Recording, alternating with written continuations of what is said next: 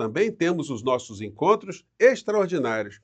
Afinal de contas, nós nos empenhamos muito, nós jogamos muita energia para que esse momento histórico que nós estamos vivenciando hoje no Brasil, ele acontecesse. E o desfecho está muito pertinho de acontecer. Agora, nessa quarta-feira, o ministro Fux dará o voto decisivo. Por que o voto decisivo? Porque já tem 2 votos pela condenação da Orcrim de Bolsonaro.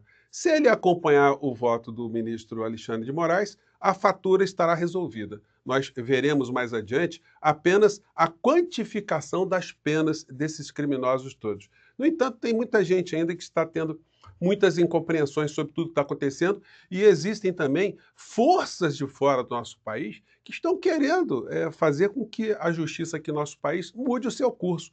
Mas não vai adiantar nada do que eles estão fazendo e não vai adiantar nada o chororô e nem o desatino de muitas pessoas que estão aqui no Brasil tentando intoxicar cada vez mais uma parcela da sociedade brasileira. Pois bem, eu vou fazer aqui com vocês um pequeno resumo de coisas importantes que aconteceram e trazer os últimos fatos dessa noitinha aqui que sublinham bastante a gravidade de situações que estão acontecendo fora do nosso país, tentando influenciar aqui dentro.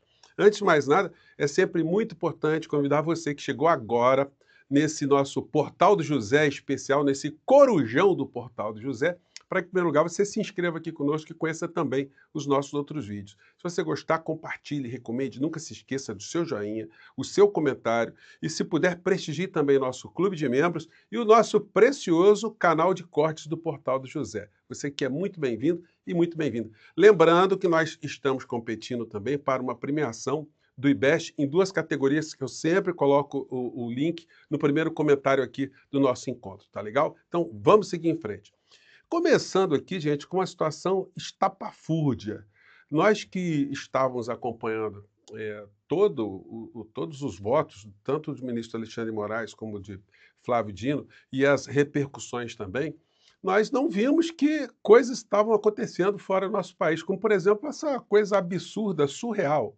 Trump não tem medo de usar meios militares para proteger liberdade de expressão, diz Casa Branca em resposta sobre Bolsonaro. Questionada sobre se o governo dos Estados Unidos tomará mais medidas retaliatórias caso o julgamento de Bolsonaro termine com a condenação do ex-presidente, porta-voz do governo dos Estados Unidos disse: o presidente não tem medo de usar meios econômicos nem militares para proteger a liberdade de expressão ao redor do mundo. Puxa vida, hein? É o xerifão, né? Só que tem um negócio, né? A batata do senhor Trump está começando a ficar cozida. Trump vai declarar guerra ao Brasil por causa de Bolsonaro? Coluna do Igor Giello, né, da Folha de São Paulo. Ameaça pouco sutil de porta-voz após o Supremo ignorar Magnitsky e sanções soa delirante. Pois bem, para isso ter algum tipo de desdobramento, falta muita estrada, né? Enfim, é mais um medo que eles estão tentando jogar aqui contra nós, contra o povo brasileiro, enfim. Mas isso vai merecer uma resposta também do governo brasileiro, né? Por enquanto, como as coisas estão no campo das declarações, enfim, então fica até complicado da diplomacia brasileira começar a retrucar.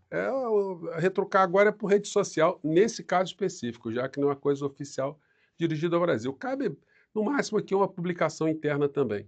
Mas esse tipo de comportamento deles nos Estados Unidos faz parte também de um contexto de desespero em razão das coisas complicadas, para não dizer corrosivas, que eles estão vivendo dentro do próprio país. Bom, e aí o Dudu Bananinha, obviamente, né? Dudu Bananinha agora vai ficar sem dormir, agora vai tomar todo tipo de remédio para ficar ligado, né? Ou remédio para dormir, porque isso aí soou como música. De repente, tropas dos Estados Unidos invadirem o Brasil para salvar o Orcrim de Bolsonaro, né? Seria o resgate do soldado Ryan, mas seria mais apropriado a gente dizer que seria o resgate do batedor de carteiras, o resgate do genocida, o resgate do criador da rachadinha familiar, o resgate do picareta religioso. Enfim, então seria mais ou menos isso que poderia acontecer, mas não vai acontecer não, gente. Mas o Dudu Bananinha veio com essa. O problema entre Estados Unidos e Brasil pode ser resumido a isto: perseguição política no Brasil, algo que o Donald Trump viveu na pele. Então, o Trump viveu isso na pele, então agora ele é o paladino, ele é o Batman mundial, né? Então vai sonhando, Dudu Bananinha, vai sonhando. Aí ele publicou aqui a porta-voz falando, né? Essa criaturinha aqui. Vamos ver o trecho dela aqui, vamos lá. Censorship in his road back to this beautiful Oval Office here in Washington, D.C. So he takes this very seriously, as does, I know, the Vice President of the United States and the entire Trump administration, which is why we have taken significant action with regards to Ele tomou medidas significativas contra o Brasil, né? Brazil in the form of both sanctions and also leveraging the use of tariffs to ensure that countries around the world are not punishing their citizens in this way. And at the same time, the president is, while he's leveraging the United States to safeguard our interests abroad, he's also making sure that freedom of speech remains here in the United States of America. So I don't have any additional actions to preview for you today, but I can tell you this is a priority. A legenda tá rápida, né? Porque ela tá falando rápido também, mas enfim, ela tá dizendo que o Trump, enfim, se identifica com essa história que os Estados Unidos quer proteger o direito de liberdade de expressão no mundo inteiro, né? For the administration and the president is unafraid to use the economic might, the military might of the United States. E que o Trump não hesitaria de usar meios econômicos e militares, né? Para defender a liberdade de expressão ao redor do mundo. Of America, to protect free speech. Então é o seguinte, até que ponto essa criatura está falando coisas que ela está autorizada, ela está dirigida para dizer, ou se ela está cometendo algum deslize, nós não saberemos, né? Só com interpelação do governo brasileiro. Mas depois dessa história toda, a gente viu hoje no Supremo Tribunal Federal que o ministro Flávio Dino disse, olha, não estou com medo de não ver mais o Mickey, de não ver mais o Pateta, essas sanções não estão funcionando, não adianta tentar pressionar aqui. E quem ficou morrendo de medo mesmo e que está num desespero total é o inelegível, gente. O inelegível está tendo um troço atrás do outro, né? Vamos ver aqui a notícia fresquinha dessa noite aqui do nosso Portal do José, Corujão, ou Corujão do Portal do José. Vejam, imaginem a criatura tendo tremedeiras. Vamos lá. Uma apuração importante da Mônica Bergamo. Sabe qual? O ex-presidente Jair Bolsonaro está morrendo de medo de ir parar na Papuda. Vamos ver o que disse a Mônica Bergamo na Folha de São Paulo. Ela tem uma apuração nesse sentido. Não sei se a gente vai ilustrar aí com imagens, né? Enquanto eu dou uma lida aqui no meu computador na coluna da Mônica. O ex-presidente Bolsonaro está em pânico com a possibilidade de ser condenado e enviado para uma cela do complexo penitenciário da Papuda, uma região de segurança máxima em Brasília, onde foram erguidos 4 presídios. Segundo aliados que o visitaram, ele tem medo de passar mal no local e não ter atendimento médico apropriado, ou de ser maltratado por outros presos com quem eventualmente tenha que conviver. Um dos mais próximos aliados de Bolsonaro afirma que ele tem medo até mesmo de morrer no complexo. Passa mal também com o simbolismo de ser enviado para um presídio comum, no que os amigos próximos definem como humilhação. A Mônica Bergamo apurou que já há um espaço... Esperou o contato e o contato está vindo, né? O inelegível está sem dormir, eu posso garantir a vocês. E aí um resumo foi feito assim de uma forma muito asséptica, para variar, foi feito pelo Jornal Nacional. E é muito interessante ver o William Bonner, que está se aposentando agora do Jornal Nacional, né, com todas as olas, todas as honras, mas eu não vou me esquecer que o senhor William Bonner, como redator-chefe do Jornal Nacional, ele deixou passar a pandemia inteira sem colocar responsabilidade direta no Bolsonaro. Fazia apenas menções quando tinham números redondos de mortos aqui no nosso país. Morriam 100 mil, aí fazia o editorial, a história não esquecerá. Morriam 200 mil, a história não esquecerá. 500 mil, a história não esquecerá. Mas o problema não é a história, o problema são as instituições. Se o povo não se revolta com esse tipo de genocídio que aconteceu, se o povo não é chamado para refletir que isso não é aceitável numa sociedade, de fato, as coisas ficariam como acabaram ficando. E nós vamos, o tempo todo aqui, depois que passar essa onda, vamos cobrar aqui das autoridades para que desarquivem, no caso específico, o senhor Paulo Gonet, o resultado da CPMI, da pandemia que o nosso país que vai criminalizar, ou criminalizou, essa parcela da Orcrim de Bolsonaro e outra muito maior que ainda não foi alcançada, né? Mas o Jornal Nacional, com a cobertura asséptica. Imagina o seguinte, gente, Brasil, no meio de uma guerra, o Brasil passou por uma guerra, passou por um genocídio, passou por uma tentativa de golpe, e aí é o seguinte, vem o telejornal asséptico, né? Como se estivesse falando, olha, ontem uns gatinhos subiram no muro lá em Barbacena, uns macaquinhos apareceram na floresta da Tijuca, enfim, coisas assim, né? Vamos acompanhar aqui o tom se é um tom grave que aborda uma tentativa de golpe aqui no nosso país que poderia ter jogado nosso país num abismo absolutamente irreversível. Vamos ver aqui. Com o voto do relator, ministro Alexandre de Moraes, recomeçou hoje de manhã o julgamento do ex-presidente Jair Bolsonaro e 7 aliados por tentativa de golpe de Estado, um fato inédito na história do Brasil. Logo de início, o relator rejeitou questões processuais levantadas pelas defesas dos réus, que pediam a anulação da delação do ajudante de ordens de Bolsonaro, Mauro Cid, e alegavam falta de tempo para a análise das provas. Em seguida, Moraes afirmou que existe prova objetiva e concreta dos crimes narrados pela Procuradoria-Geral da República e contrariou parte das defesas ao afirmar que os crimes de tentativa de golpe de Estado e de abolição violenta do Estado Democrático de Direito devem ser punidos separadamente e não... O Bonner aqui ele só está reportando, né? Nenhuma tinta adicional. Podem ser unificados.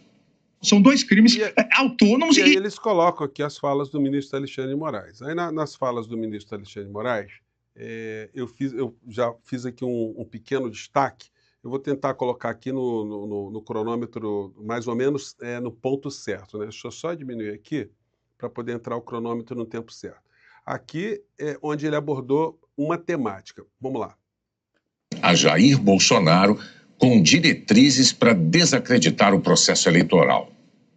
Isso não é uma mensagem de um delinquente do PCC para outro. Isso é uma mensagem do diretor da ABIN para o então presidente da República. A organização criminosa já iniciava os atos executórios para se manter no poder, independentemente de qualquer coisa, e para afastar o controle judicial previsto constitucionalmente.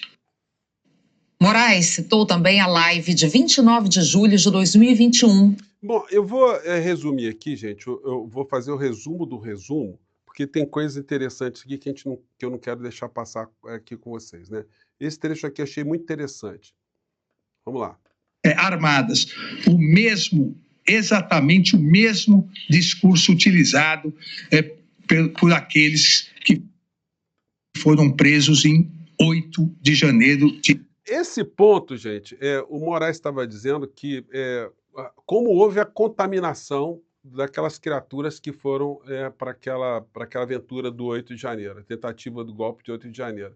Porque no depoimento de vários deles, eles reproduziam exatamente o discurso de Bolsonaro, mostrando que há uma conexão direta entre tudo que Bolsonaro disse para o que acabou acontecendo na sequência. Ou seja, não tem como desconectar a responsabilidade direta desse criminoso.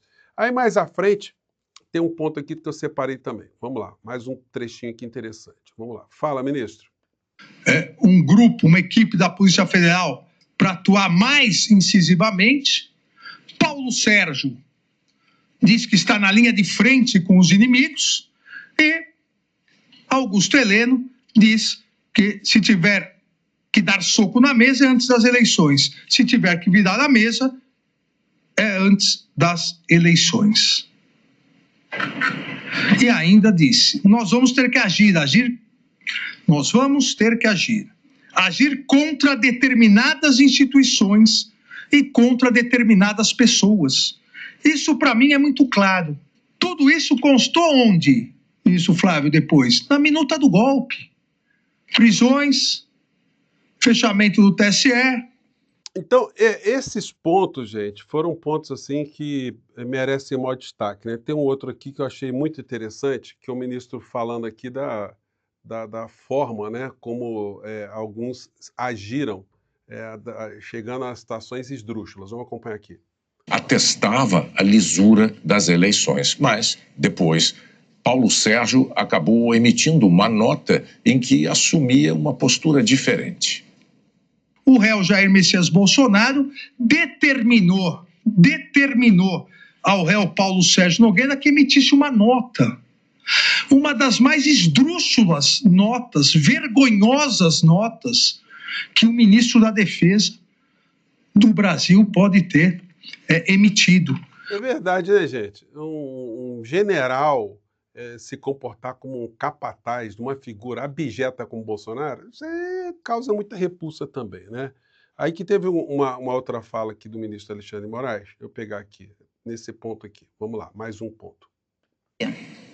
O planejamento é tão detalhado que há até, no detalhamento, as chances de êxito, quais poderiam ser os danos colaterais, qual o armamento a ser utilizado, a análise da segurança que me acompanhava, então a necessidade de... Isso é interessante, o Alexandre de Moraes ter mostrado os prints todos, né? Porque essa gente da extrema-direita, não adianta eles assistirem isso, não adianta eles verem essa história toda, porque eles, não, isso não existiu, são narrativas, tudo é narrativa, né? Utilização de armas pesadíssimas, uma vez que o carro seria blindado, todo um planejamento para, com 6 militares dos Quides Pretos, de forças especiais, executar o plano. Não é possível alguém querer normalizar todo esse iter criminis desde meados de junho de 2021 até esse momento em que, com armamento pesado de forças especiais do Exército, se pretendia matar o presidente do Tribunal Superior Eleitoral, e com envenenamento ou remédio para induzir a colapso orgânico, se pretendia matar o presidente eleito da República. Não é... Gente, foi muito interessante o Alexandre de Moraes ter recordado tudo isso. E para finalizar, ficou essa aqui a parte final da matéria. Alexandre de Moraes votou para condenar todos os réus no núcleo crucial da trama golpista pelos 5 crimes imputados pela PGR. Voto no sentido da procedência total da ação penal para condenar os réus Almir Garnier Santos, Anderson Gustavo Torres, Augusto Heleno Ribeiro Pereira, Mauro César Barbosa Cid, Paulo Sérgio Nogueira de Oliveira e Walter Souza Braga Neto pela prática das condutas de organização criminosa armada, tentativa de abolição violenta do Estado Democrático de Direito, golpe de Estado, dano qualificado pela violência e grave ameaça contra o patrimônio da União e com considerável prejuízo para a vítima e deterioração do patrimônio tombado, observadas as regras de concurso de pessoas e concurso material. Em relação a Jair Messias Bolsonaro, pelas mesmas infrações já descritas e a imputação específica de liderar a organização criminosa. Então, vai tomar uma pena muito maior, disso nós não temos a menor dúvida. Então, gente, 9 horas da manhã, nessa quarta-feira, estarei abrindo o portal do José para acompanhar o voto do ministro Fux, e como eu salientei agora com vocês, uma vez acompanhando o voto do relator, 3-0, já é só aguardar agora qual será a decisão da sentença que farão com o Bolsonaro na sexta-feira, se ele vai ficar na casa dele detido ou se ele já vai ser remetido para uma cadeia, né? Não é por outra razão que ele está morrendo de medo. Gente, eu fico por aqui, até o nosso encontro aí na cobertura desse julgamento histórico, tá legal? Um grande abraço, tchau.